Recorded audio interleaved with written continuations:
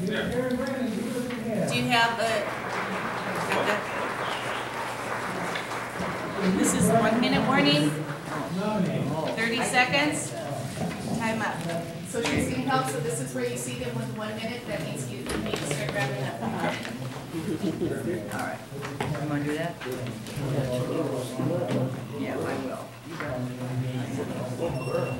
Ready? Yeah. Hello. Oh, that's pretty loud.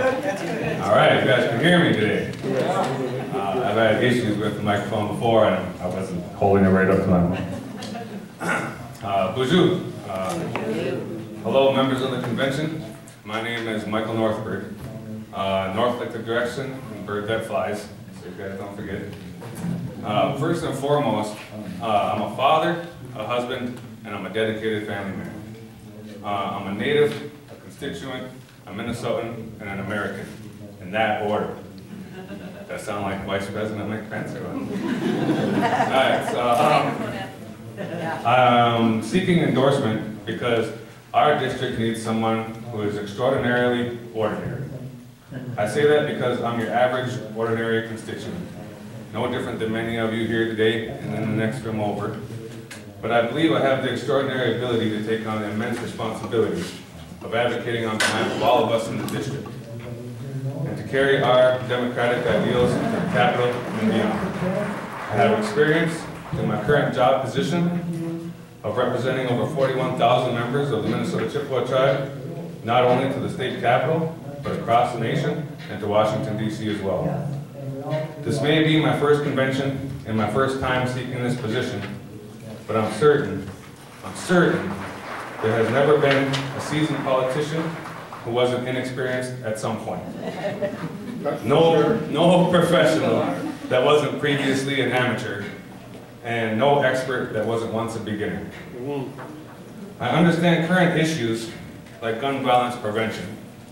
I come from a family of hunters and veterans who fought for our freedoms. The safety of our children, our families, and our homes, schools, churches, and community public events require common sense solutions like universal background checks. We need to continue the funding for our public schools, for our counties to provide mental health services. We need to continue to provide funding to take care of our veterans and those who are affected by mental illnesses. I'll never lose sight of where I come from or who got me here. I've met a lot of you today. I appreciate you guys' support leading up to this point in time. And my culture and heritage is strong enough to always keep myself humble and appreciative of those around me. And that's why I appreciate all of you here today, not for just for being here, but for being who you guys are. I can tell that you know, you guys do this all the time. You guys are all very familiar with this process. I am not, but as I was explaining to a few people earlier, I want to be. And I believe that this is my time to be more involved and spend the next years being like people like you. And supporting the DFL party through many years to come, obviously. I always have. I'm a lifelong DFLer. I've never been nothing else. So. But I wouldn't be here without people like yourselves. And I'm not running for the seat on behalf of myself. I want to make the people of District 2A as proud of me as my grandpa who raised me was. In a sense, I'm going to be depending on my community to raise me too, not as an adult, but as who you want your representative to be. Sure, I'm moldable.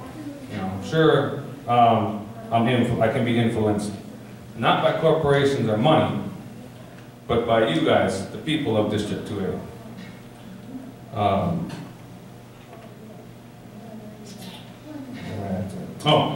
Because I believe that public servants should be moldable and should be influenced by the people they represent.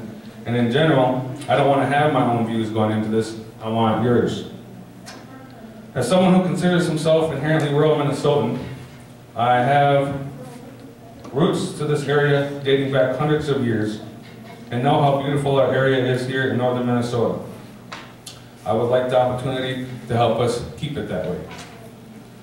District 2A is a great place to work hard and raise a family, a great place to get an education, a place to be safe, a place of diversity, and a place we all call home. We should have a community that we want to live in, that others want to play in, and that has a strong economy worthy of the hard work we, as Minnesotans, put into this state every single day. No matter where our lives take us, I want us, our children, and our children's children to be able to say, there's no place like home. And in closing, I would like to say that if granted the honor of your endorsement today, I will start planning tomorrow, and I will continue to fight for DFL ideals of liberty and justice for all. Thank you.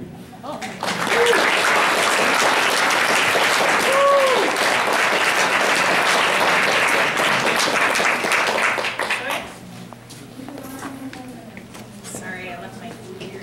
No worries. Is that your nephew that's a talented artist over there? That's Liam. Liam is my bonus child. Liam, they're asking about you. Want to wave? He had this he's had this adorable sign that he's wanting to show you all. I know, I got it down. He drew a picture of a koala, and he says, "Vote for my dad. He's got all of the koalifications."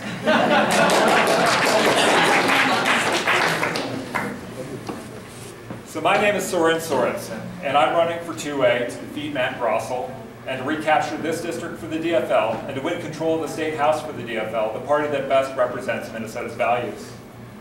I'm running on a tagline of wild, free, and fair. Many of you have seen a one-page literature sheet that kind of spells out what I think that means.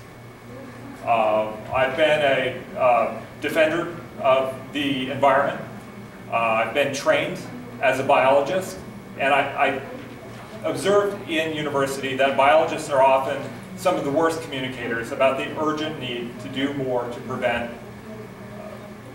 the climate crisis and mass extinction. You know, humans are creating now the fifth mass extinction, and we must do more to conserve Minnesota's natural biodiversity and secure the benefits of the environment that we all enjoy. Many of us are here because we love our areas, our districts, lakes, forests, and rivers, and these are clearly at risk if we don't move quickly to a green energy economy and reduce our greenhouse emissions. So I've talked about wild, right? The wild nature of our district. Some of our counties have extensive public lands, public forests, that we can manage in a way that sequesters carbon and secures an environment that attracts people who are interested in recreation in our public lands. Hunting, fishing, hiking, and still preserves the opportunity for foresters and loggers to make a living with sustainable timber harvest. I talked about freedom, right? Too often Democrats aren't strong champions of freedom, and I think the freedoms that we do champion are really about mobility, about our ability to cross over this vast district on our state, county, and township roads, right? A lot of people feel estranged from government, and I point out to people in winter, the part of government that we appreciate the most is that snowplow. You know, I would hate to be responsible with a blade on a truck or a Toro snow thrower to clear any part of Highway 64 or 71, and I think that we invest in the infrastructure and the technology that we need to keep our roads passable in winter, to avoid potholes in the summer, and we also need mobility for folks that are aging, who have disability. We need appropriate public transportation to preserve the freedom of an aging population and disabled and poor folks in our district. Education is a large part of freedom, right? Public education helps free people from poverty, and it supports freedom of inquiry and more skillful freedom of expression. And poverty is a big issue for me. I'm a recipient, it's hard for me to even admit it, right?